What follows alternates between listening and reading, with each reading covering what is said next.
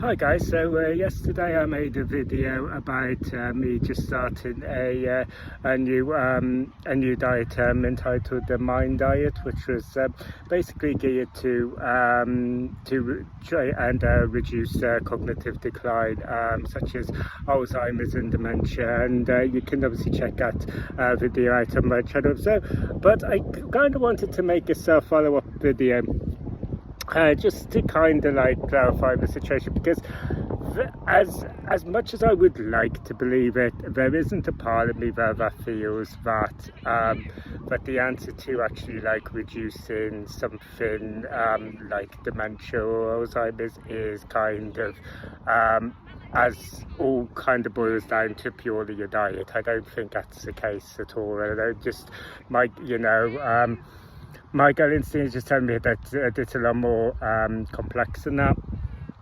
So I kind of like here, just kind of like making this follow-up video just to kind of like pull out the other things that I believe could be beneficial to optimize in conjunction with your diet if you are interested in cognitive health and whatnot. So the other thing that I would add to your diet is exercise. There have been studies to show that zone 2 cardio, in other words, cardio that just basically gets your heart racing, but not so much that you're kind of out of breath. But stuff like cycling, power walking, jogging, the exercise that you can do that you are still going to be hypothetically be able to hold a conversation during. Rowing, cycling, power walking, jogging, stuff like that. There have been studies to show that is really beneficial to your cognitive health as well. So I would definitely optimize that. Fortunately, I do a lot of walking. Being a non-driver, I don't have much choice in that matter. There's a part of me that sometimes really begrudges paying public transport. So I do try and walk as much as I can. So I do kind of get that. I've said before that when I go to a gym, although it's primarily focused on like a resistance training, the treadmill is one of the most things I like the most there. So, but yeah, when they're talking about exercise, I think it's important also, because we're talking about cognitive health, it's not, it's important, I think, not to just focus on physical exercise as well, but also cognitive exercises as well. So I feel like, and anybody who's kind of like had the misfortune to have experience with dementia will know this. It's when you find some dementia patients, they can become confused by very simple everyday things like going to a supermarket, even the names and identities of their loved ones, but they can sometimes retain knowledge on really skilled trades that maybe they've learned throughout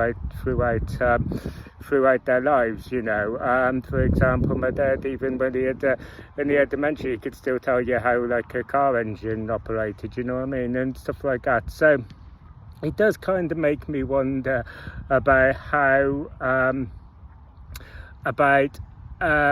is there a part of it where maybe just the knowledge that sometimes slips from your mind in dementia is maybe knowledge you kind of take for granted, it kind of everyday stuff. So is it worth doing those cognitive exercises, or just reminding yourself, not reminding yourself, because obviously you still obviously intellectually know how to do it, but just kind of like processing it in your brain, when you're kind of going to the shops or you're going home, you kind of like actually get your mind to process the route. You get your brain daily to process your loved ones' birthdays, who your loved ones are, and all that sort of stuff. If you did that, is that going to make a difference?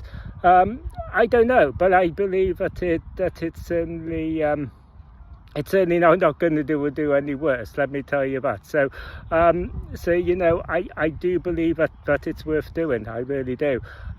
So yeah, like I said, you know, and I think that in keeping with that, I think that it's very important just to kind of like exercise our brains in general. You know, I think that after school or after we've left college or university, you know, we tend to stop studying.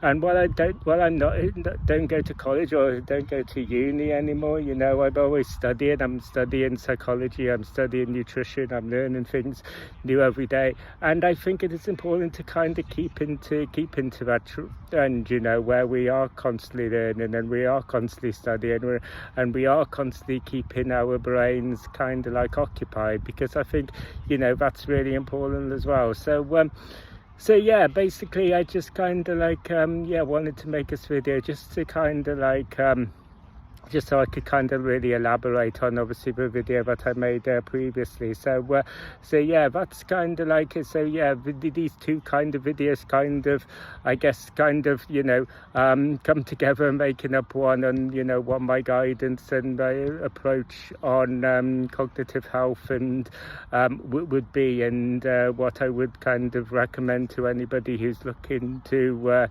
try and you know, reduce the risk of cognitive decline in older age. You know, this is kind of like what my guidance would be based on this research and the studies and the experience that I've had so far. So yeah, that pretty much concludes it. So yeah, thank you guys for taking the time to watch this video. If you like this video and you want to see more, don't forget to like and subscribe. And yeah, don't forget to just leave me a comment down in the comment section about what your own thoughts are on all this, what your own experiences are. Have you got any other further exercises or advice or guidance to add? You know, all that stuff. Let me know down in the comment section, and I hope to see you guys on the next video. Until next time, you take care.